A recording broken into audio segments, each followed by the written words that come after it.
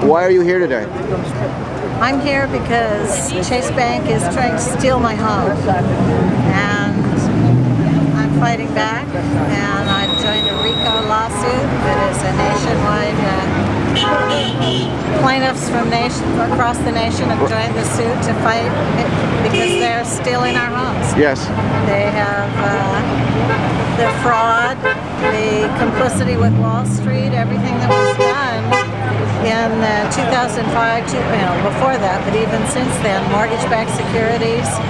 The banks don't even, in most cases today, own our homes. They've been securitized and then they've been paid off by the insurance companies for the trusts that they were sold into. Securitized, just define securitized. Securitized is when, basically when you got your loan, the banks were not funding it like they used to. In the old days, they had the money and carried the liability for a loan.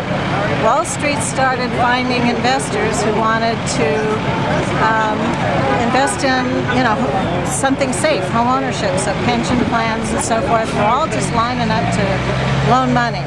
So the banks didn't have to loan it anymore. So what they did is they sliced and diced, basically, mortgages into million little pieces, and they sold. Mine's in a trust of 17,000 mortgages that were sold. Jesus. One trust, and there's thousands and thousands of trusts that were made. And basically the banks filled the orders, the investors funded the loans, and then, so the investors are technically the owners of all these mortgages. And the banks now are only the servicers. In J.P. Morgan Chase's case, they took over WAMU, which through receivership in 2008, and they've never declared anywhere, even on the SEC website, they've never declared where their list of loans that they purchased. They just reference, that they acquired, some assumption rights from WAMU, and they change it in court depending on whether it's the investors suing them or whether it's people suing them, what their legal rights are to foreclose. So they don't really have standing, and most of the people in our lawsuit are in the same position. Right. They don't have standing. The title's been clouded on all these properties, and this has happened across the nation.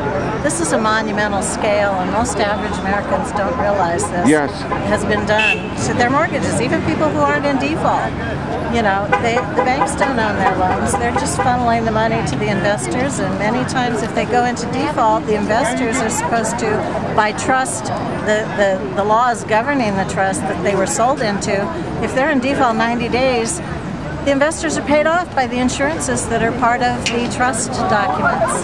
Jeez. So, and then they resell them again to another group of trusts. So a lot of times these investors have recouped money from multiple insurance companies from the trust. So it's really quite a scam.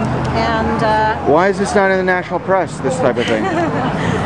Because, well, if you think about the national press, there are people writing about it. Matt Taibbi is one Rolling Stone person. Right. But if you think about any of the networks, cable or regular networks, who are their advertisers? B of A, Chase Bank. Exactly. Their biggest clients. Are they going to, infuriate their clients and lose the money? It's all about the money. Exactly. And so they let, some of the stations, there's some liberal commentators they permit, to have a little bit of a say. Right. But Like the MSNBC. average person does not get. Not only that, talk radio in America is dominated by right-wing radio. I mean, and people hear that one message that we're a bunch of deadbeats. Are we turning into a third world country? I think we're pretty close. If we're not the Banana Republic, We are the 99%. I'm fighting. We are the 99%. Thank you so much. We are